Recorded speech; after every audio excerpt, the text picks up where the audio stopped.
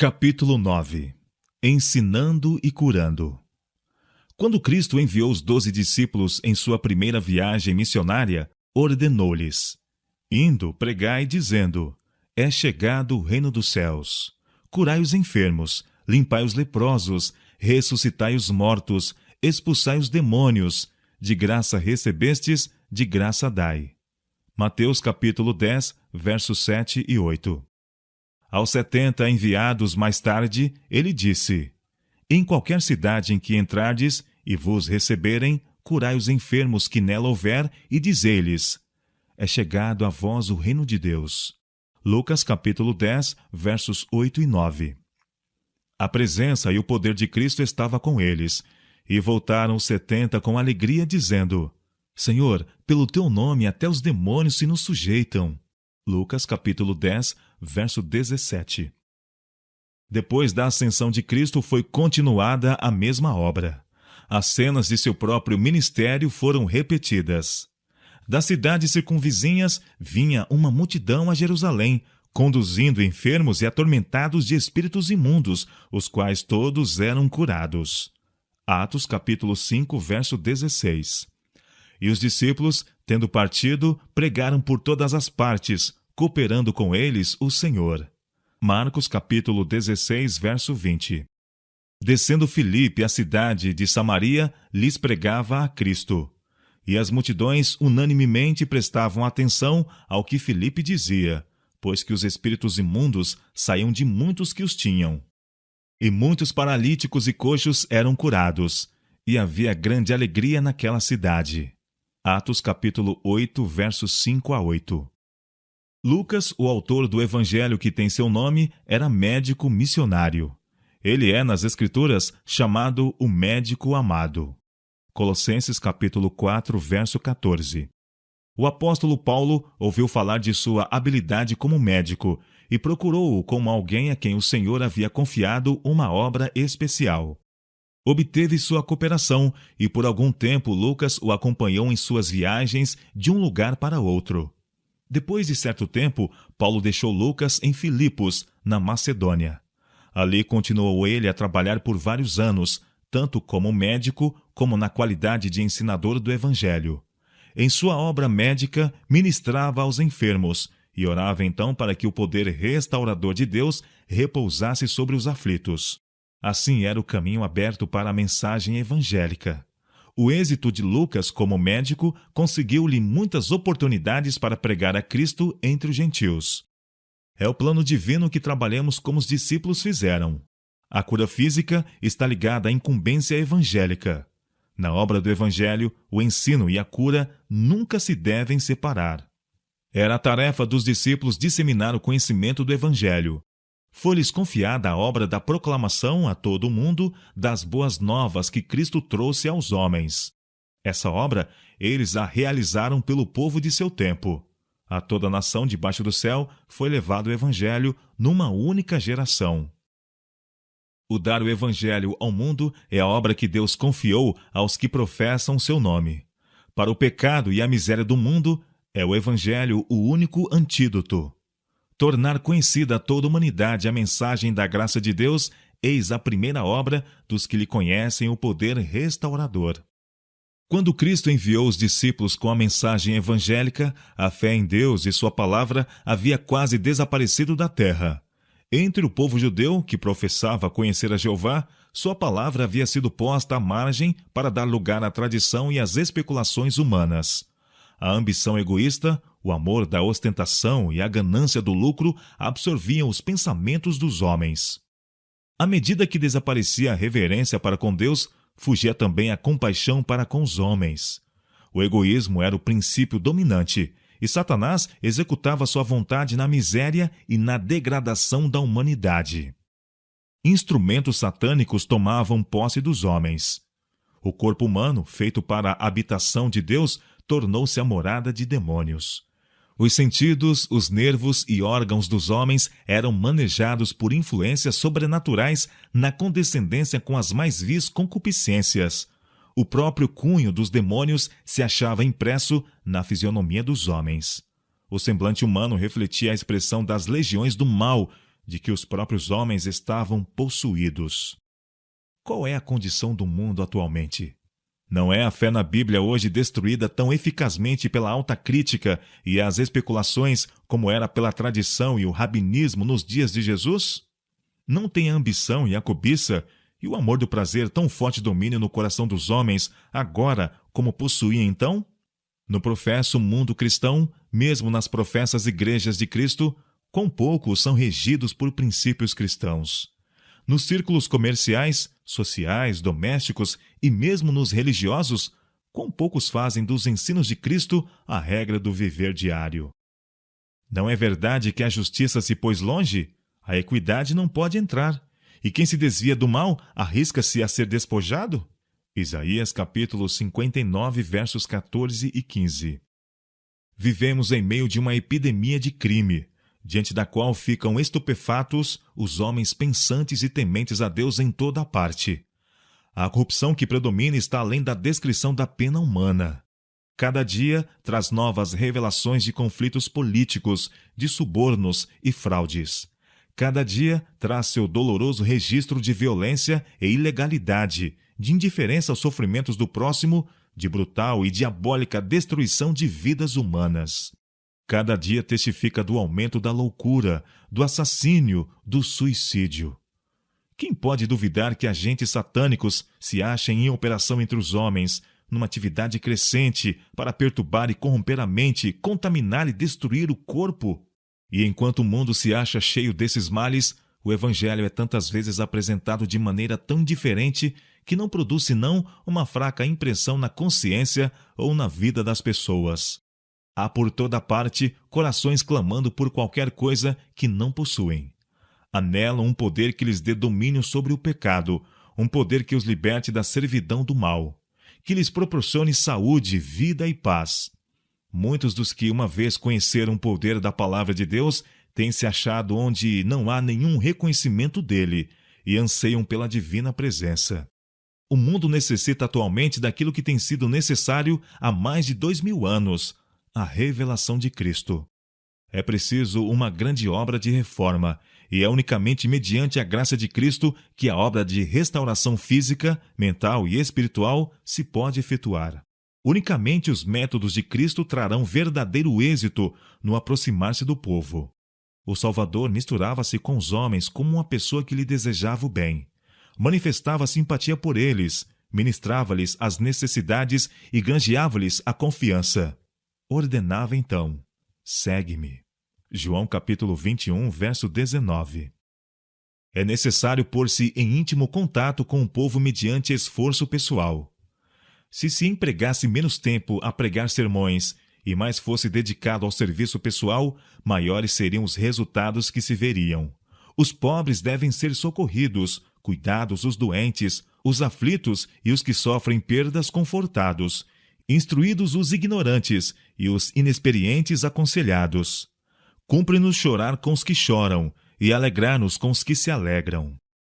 Aliado ao poder de persuasão, ao poder da oração e ao poder do amor de Deus, esta obra jamais ficará sem frutos. Devemos lembrar sempre que o objetivo da obra médico-missionária é encaminhar homens e mulheres enfermos de pecado ao homem do Calvário, que tira os pecados do mundo. Contemplando, serão eles transformados à sua imagem. Temos de animar os doentes e sofredores a olharem a Jesus e viver.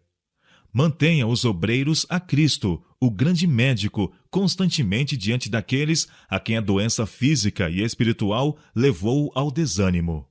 Encaminhai-os àquele que é capaz de curar tanto a doença do corpo como a da alma. Falai-lhes daquele que se comove diante de suas enfermidades. Animai-os a se colocarem sob o cuidado daquele que deu sua vida, a fim de tornar possível que eles tenham a vida eterna. Falai de seu amor. Falai de seu poder para salvar. Eis o elevado dever e o precioso privilégio do médico missionário. E o ministério pessoal prepara muitas vezes o caminho para isso. Deus utiliza nossos esforços para alcançar os corações e aliviar o sofrimento físico. A obra médico-missionária é a pioneira do Evangelho. No ministério da palavra e na obra médico-missionária deve o evangelho ser pregado e praticado. Há em quase todas as localidades grande número de pessoas que não escutam a pregação da palavra de Deus nem assistem aos cultos. Se elas tiverem de ser alcançadas pelo evangelho, esse lhes há de ser levado em casa. Muitas vezes o socorro às suas necessidades físicas é o único caminho pelo qual essas pessoas podem ser abordadas. Enfermeiras missionárias que tratam dos doentes e mitigam a aflição dos pobres encontrarão muitas oportunidades de orar com eles, ler-lhes a palavra de Deus e falar do Salvador. Elas podem orar com os impotentes, destituídos de força de vontade para reger os apetites que a paixão tem degradado. Podem levar um raio de esperança à vida dos vencidos e desanimados. Seu abnegado amor, manifestado em atos de desinteressada bondade, tornará mais fácil a esses sofredores crerem no amor de Cristo. Muitos não têm nenhuma fé em Deus e perderam a confiança no homem, mas apreciam os atos de simpatia e prestatividade. Ao verem uma pessoa, sem nenhum incentivo de louvor terrestre nem de compensação, ir à sua casa, ajudando ao doente, alimentando o faminto, vestindo-o nu, confortando o triste e encaminhando-os ternamente a todos, aquele de cujo amor e piedade o obreiro humano não é senão um mensageiro. Ao verem isso, seu coração é tocado. Brota a gratidão, ateia-se a fé.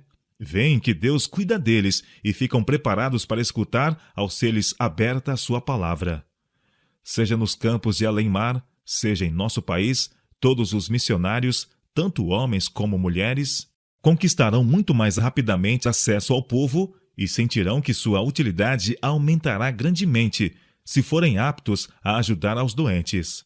As mulheres que vão como missionárias às terras pagãs poderão assim encontrar oportunidade de ensinar o evangelho às mulheres dessas terras, quando todas as outras portas de acesso se acharem fechadas. Todos os obreiros evangélicos devem fazer os simples tratamentos que tanto contribuem para aliviar a dor e remover a doença. Os obreiros evangélicos devem ser capazes de dar instruções sobre os princípios do viver saudável. Há doenças por toda parte, e a maioria delas poderia ser prevenida pela atenção dispensada às leis da saúde. O povo precisa ver a influência dos princípios de saúde em seu bem-estar, tanto no que respeita a esta vida como à futura. Necessitam ser despertados quanto à sua responsabilidade para com a habitação humana, adaptada pelo Criador para a sua morada e acerca da qual ele deseja que sejam mordomos fiéis. Precisam ser impressionados no que respeita à verdade contida nas palavras da Santa Escritura. Vós sois o templo do Deus vivente, como Deus disse, nele habitarei, e entre eles andarei. E eu serei o seu Deus, e eles serão o meu povo. Milhares necessitam, e de bom grado receberiam instruções a respeito dos simples métodos de tratar os enfermos, métodos que estão tomando o lugar das drogas venenosas. Grande é a necessidade existente de conhecimento quanto à reforma dietética. Hábitos errôneos de alimentação e o uso de comidas nocivas são em grande parte responsáveis pela intemperança, o crime e a ruína que infelicitam o mundo. Ensinando os princípios de saúde, mantende diante do povo o grande objetivo da reforma, que seu desígnio é assegurar o mais alto desenvolvimento do corpo, da mente e da alma. Mostrai que as leis da natureza, sendo as leis de Deus, são designadas para o nosso bem. Que a obediência às mesmas promove a felicidade nesta vida e contribui no preparo para a vida por vir. Levai o povo a estudar as manifestações do amor e da sabedoria de Deus nas obras da natureza. Levai-os a estudar esse maravilhoso organismo que é o corpo humano e as leis que o regem. Os que percebem as evidências do amor de Deus, que compreendem alguma coisa da sabedoria e beneficência de suas leis e os resultados da obediência, virão a considerar seus deveres e obrigações sob um ponto de vista inteiramente diverso. Em vez de olhar a observância das leis da saúde como um sacrifício ou uma abnegação, considerá-la-ão como em realidade é uma inestimável bênção. Todo obreiro evangélico deve sentir que o instruir o povo quanto aos princípios do viver saudável, é uma parte do trabalho que lhe é designado. Grande é a necessidade dessa obra e o mundo está aberto para ela. Há por toda parte a tendência de substituir pela obra de organizações o esforço individual. A sabedoria humana tende à consolidação, à centralização, à edificação de grandes igrejas e instituições. Muitos deixam as instituições e organizações à obra da beneficência. Eximem-se do contato com o mundo e seu coração torna-se frio. Ficam absorvidos consigo mesmos e insensíveis à impressão. Extingue-se-lhes no coração o amor para com Deus e o homem. Cristo confia a seus seguidores uma obra individual, uma obra que não pode ser feita por procuração. O serviço aos pobres e enfermos, o anunciar o evangelho aos perdidos, não deve ser deixado a comissões ou caridade organizada. Responsabilidade individual, individual esforço e sacrifício pessoal são exigências evangélicas. Sair pelos caminhos e atalhos e força-os a entrar é a ordem de Cristo, para que a minha casa se encha. Lucas capítulo 14, verso 23. Ele põe homens em contato com aqueles a quem eles buscam beneficiar. Recolhas em casa os pobres desterrados, diz ele. Vendo-o nu, o cubras. Isaías capítulo 58, verso 7. Imporão as mãos sobre os enfermos e os curarão. Marcos capítulo 16, verso 18. Por meio de contato direto, de ministério pessoal, devem as bênçãos do Evangelho ser comunicadas. Ao comunicar luz a seu povo antigamente, Deus não operava exclusivamente por meio de uma classe. Daniel era um príncipe de Judá. Também Isaías era de linhagem real. Davi era um jovem pastor. Amós, um vaqueiro. Zacarias, um cativo de Babilônia. Eliseu, um lavrador. O Senhor suscitava como representantes seus a profetas e príncipes, nobres e plebeus, e ensinava-lhes as verdades a serem dadas ao mundo.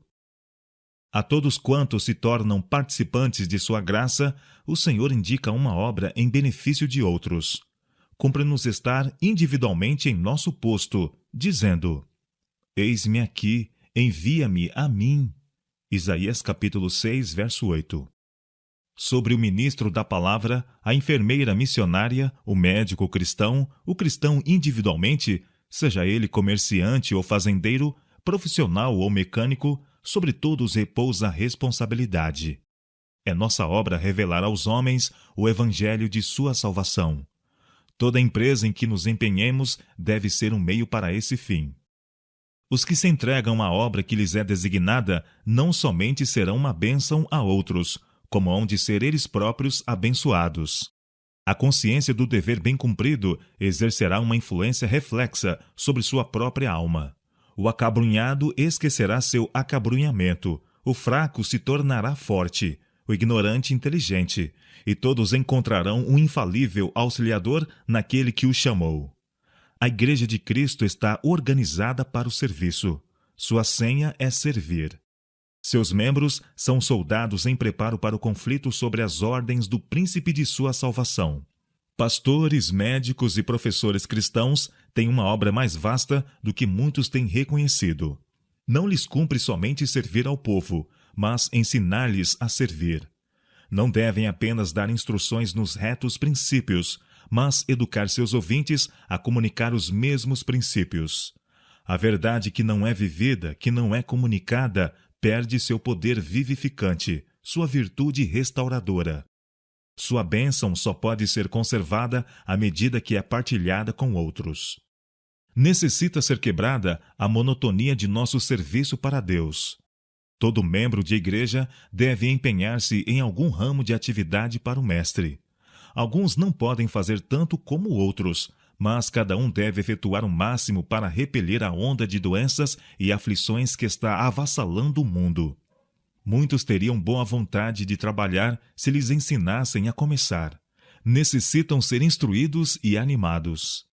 Toda a igreja deve ser uma escola missionária para obreiros cristãos.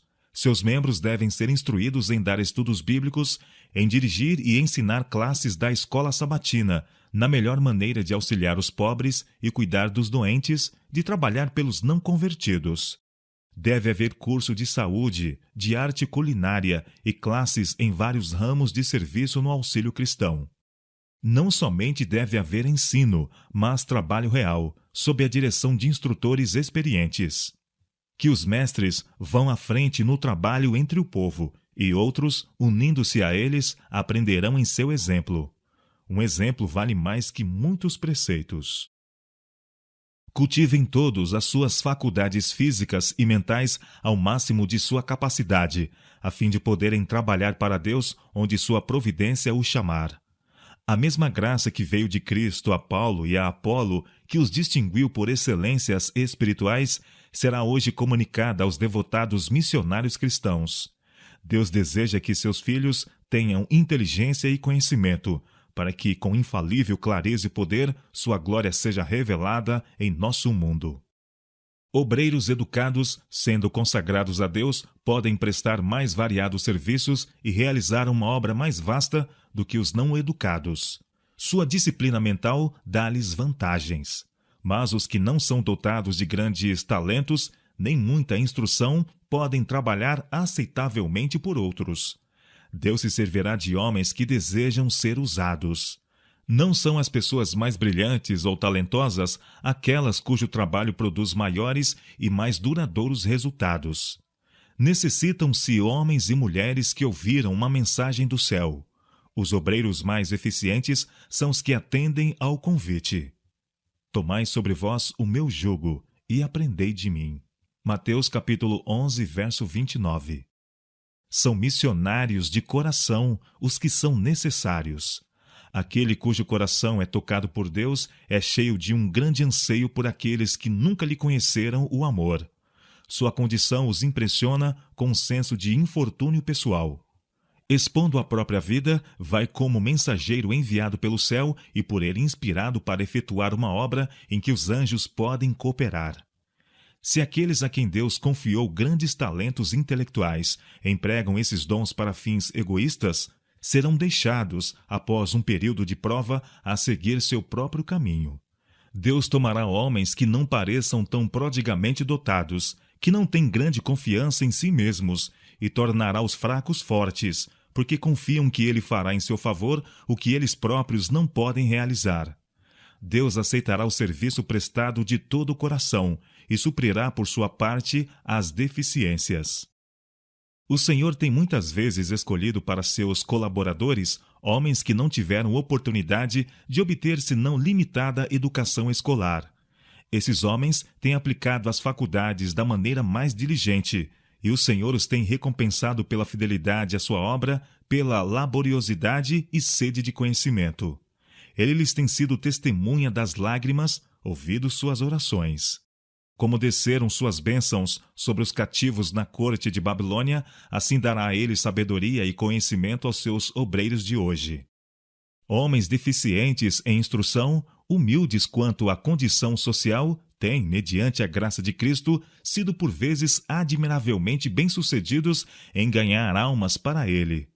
O segredo de seu êxito consistia na confiança que depositavam em Deus. Aprendiam diariamente daquele que é maravilhoso em conselho e forte em poder. Tais obreiros devem ser animados. O Senhor os põe em contato com os demais assinalada capacidade a preencher as brechas deixadas por outros. Sua prontidão em ver o que é preciso fazer, em acudir aos que se acham em necessidade, suas bondosas palavras e ações abrem portas de utilidade que de outro modo permaneceriam fechadas. Procuram de perto os que se acham em aflições, e a persuasiva influência de suas palavras tem poder de atrair a Deus muitas almas trementes. Sua obra mostra o que milhares de outros poderiam fazer, se tão somente o quisessem. Coisa alguma despertará tanto um abnegado zelo e dará amplitude e resistência ao caráter como empenhar-se em trabalho para benefício de outros.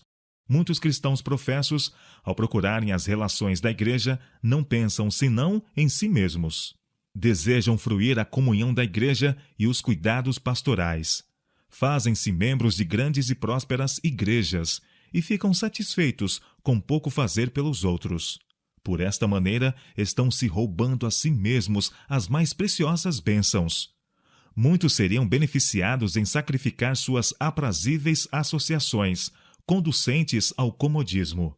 Necessitam ir aonde suas energias serão requeridas em trabalho cristão e aprenderão a assumir as responsabilidades. Árvores plantadas muito próximas não crescem fortes e vigorosas.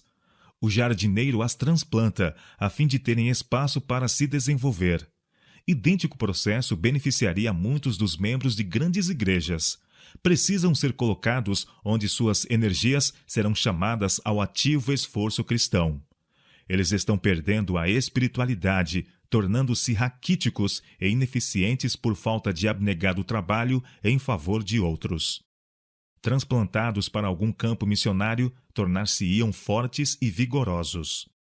Mas ninguém precisa esperar até que seja chamado para um campo distante para começar a ajudar a outros.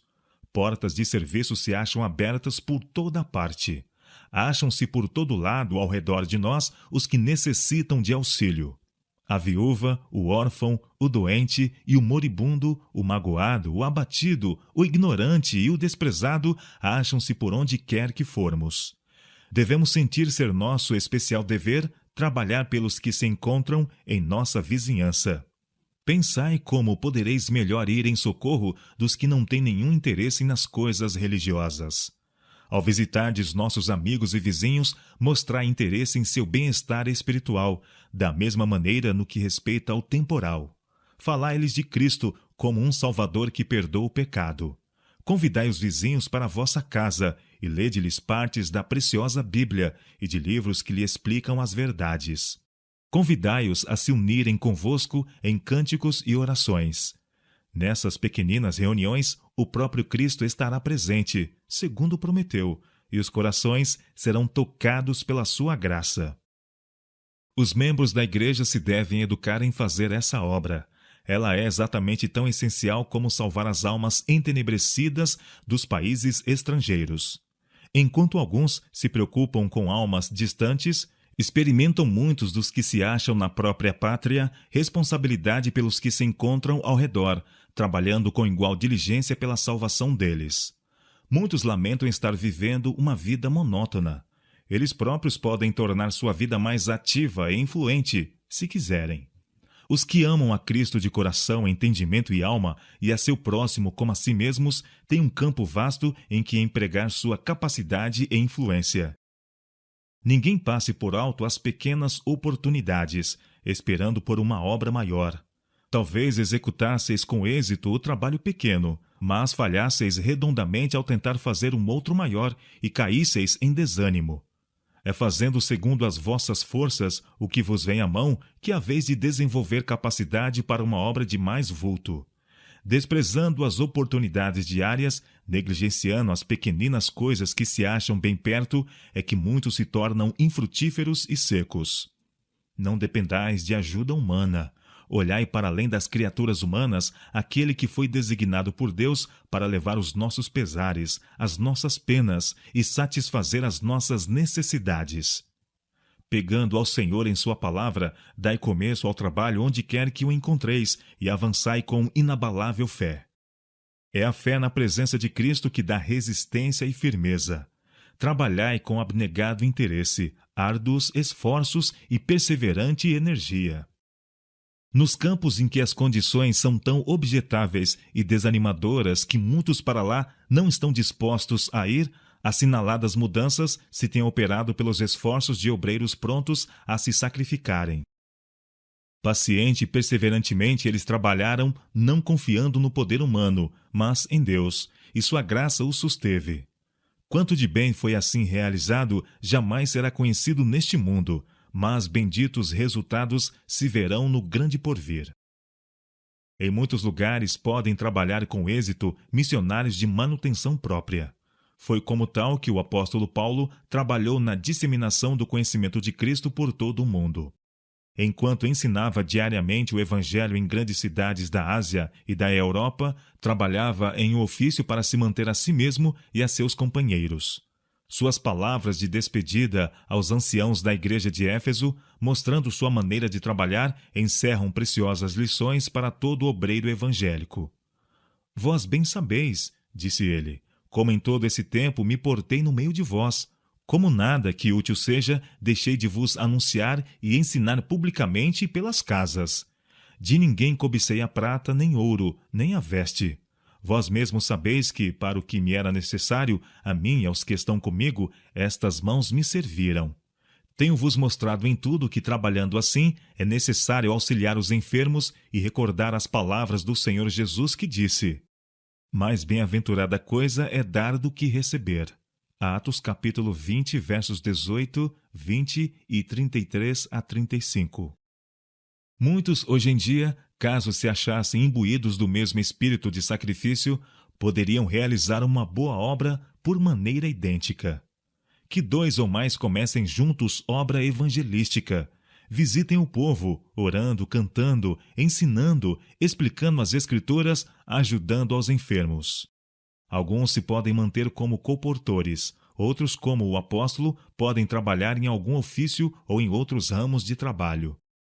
À medida que avançam em sua obra, compreendendo sua impotência, mas confiando humildemente em Deus, obtêm uma bendita experiência.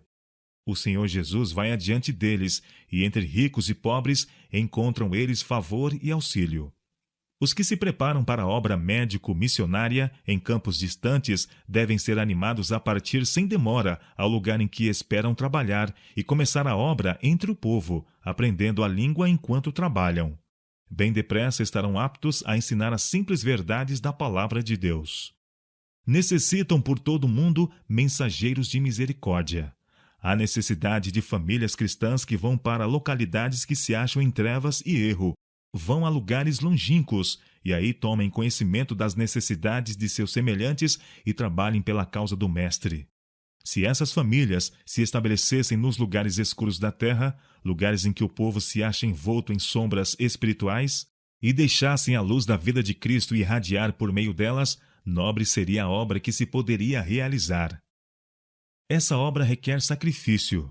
Enquanto muitos estão esperando que sejam removidos todos os obstáculos, fica por fazer a obra que poderiam efetuar, e multidões estão morrendo sem esperança e sem Deus.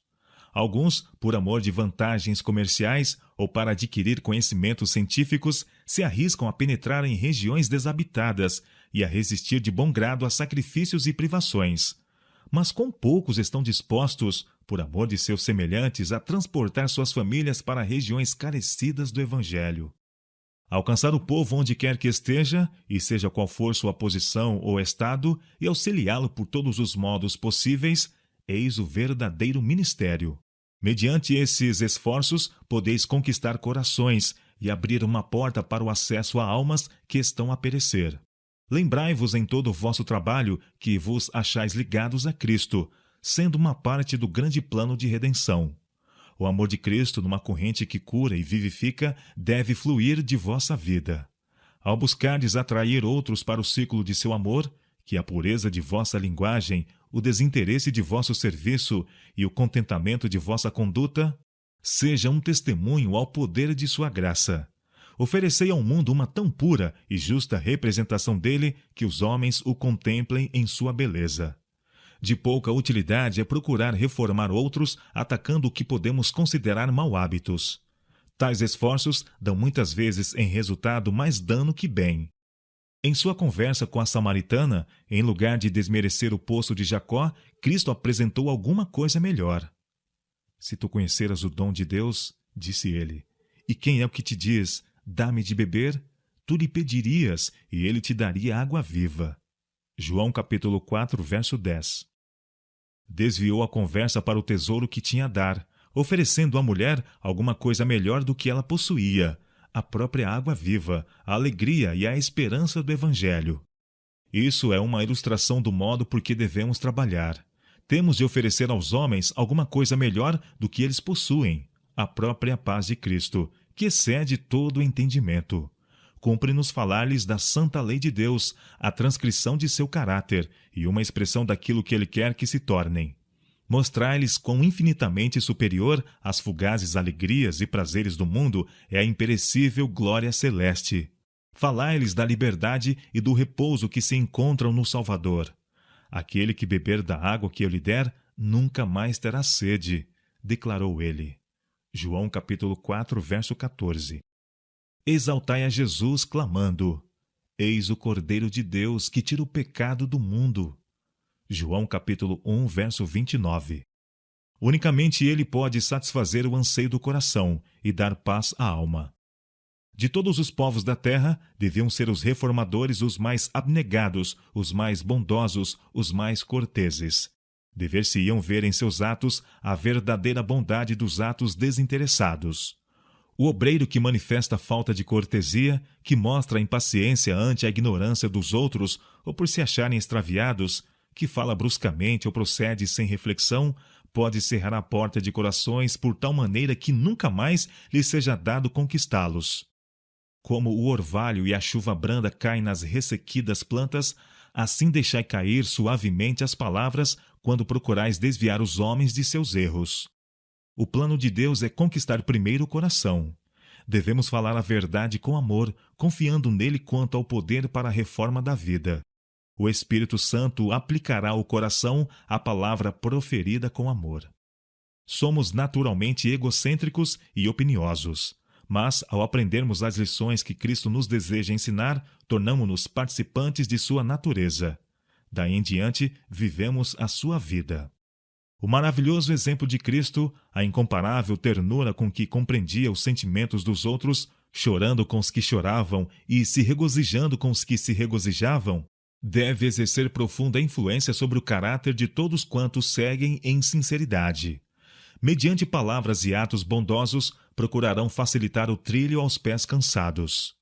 O Senhor Jeová me deu uma língua erudita, para que eu saiba dizer a seu tempo uma boa palavra ao que está cansado. Isaías capítulo 50, verso 4. Todos quantos nos cercam são almas aflitas. Aqui e ali, por toda parte, podemos encontrá-las. Procuremos esses sofredores e demos-lhes uma palavra a seu tempo para lhes confortar o coração. Sejamos sempre condutos por onde fluam as refrigerantes águas da compaixão. Em todas as nossas relações devemos lembrar que há, na vida dos outros, capítulos fechados às vistas mortais. Há, nas páginas da memória, tristes histórias que são cuidadosamente guardadas de olhares curiosos. Aí se encontram registradas longas, renhidas batalhas com circunstâncias difíceis, talvez perturbações da vida doméstica que enfraquecem dia a dia o ânimo, a confiança e a fé. Os que estão pelejando o combate da vida em grande desvantagem de condições podem ser fortalecidos e animados por pequeninas atenções que não custa senão um memorável esforço. Para esses, o caloroso e ajudador aperto de mão, dado por verdadeiro amigo, vale mais que prata ou ouro. As palavras de bondade são recebidas com tanto agrado como o sorriso dos anjos. Há multidões lutando com a pobreza, obrigados a trabalhar duramente por pequenos salários e mal podendo garantir as mais rudimentares exigências da vida. A labuta e a privação, sem esperança de coisas melhores, tornam excessivamente pesada sua carga. E, quando a isso se ajuntam a dor e a doença, o fardo é quase insuportável. Alquebrados e oprimidos, não sabem para onde se voltar em busca de auxílio. Compadecei-vos deles em suas provações, suas mágoas e decepções. Isso vos abrirá o caminho para os ajudar. Falai-lhes das promessas de Deus. Orai com eles e por eles. Inspirai-lhes a esperança. As palavras de ânimo e coragem dirigidas quando a pessoa está doente e sem ânimo são palavras consideradas pelo Salvador como ditas a ele próprio. Ao serem os corações reconfortados, os anjos celestes olham para o alto em satisfeito reconhecimento. De século em século, o Senhor tem estado buscando despertar na alma dos homens um senso de sua divina fraternidade. Sede cobreiros seus. Enquanto a desconfiança e a separação estão penetrando por todo o mundo, os discípulos de Cristo devem revelar o Espírito que reina no céu. Falai como ele falaria, agi como ele haveria de agir. Revelai constantemente a doçura de seu caráter. Manifestai aquela opulência de amor que se acha na base de todos os seus ensinos e de todo o seu trato com os homens. Os mais humildes obreiros, em cooperação com Cristo, podem tocar cordas cujas vibrações ressoarão até os extremos da terra e ecoarão harmoniosamente através dos séculos eternos.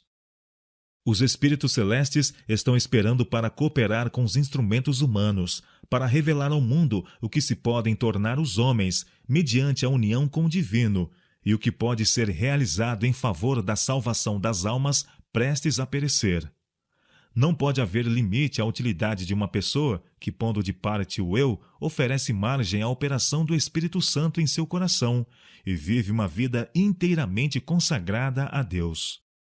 Todos quantos consagram corpo, alma e espírito a seu serviço estarão constantemente recebendo nova provisão de poder físico, mental e espiritual. Os inesgotáveis abastecimentos celestes se acham à sua disposição. Cristo lhes dá o alento de seu próprio espírito, a vida de sua vida.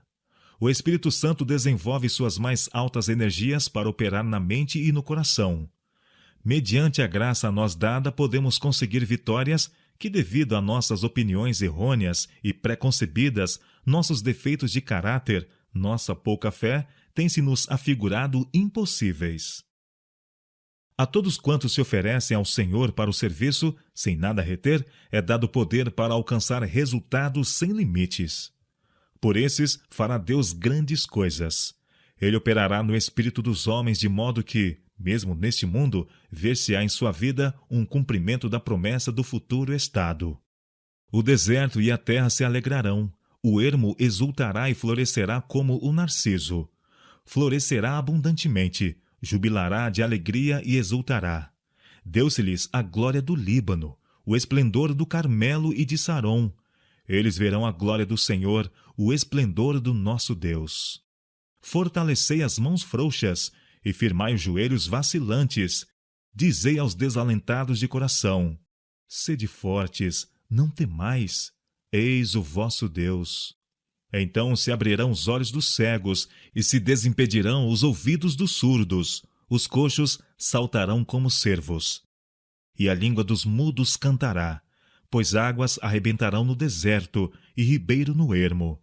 A areia esbraseada se transformará em lagos, e a terra sedenta em mananciais de águas, e ali haverá bom caminho, caminho que se chamará o caminho santo.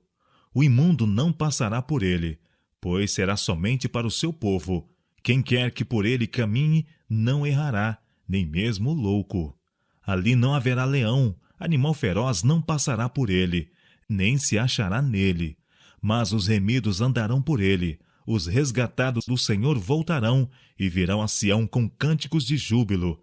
A alegria eterna coroará a sua cabeça. Gozo e alegria alcançarão, e deles fugirá a tristeza e o gemido. Isaías capítulo 35, versos 1 a 10.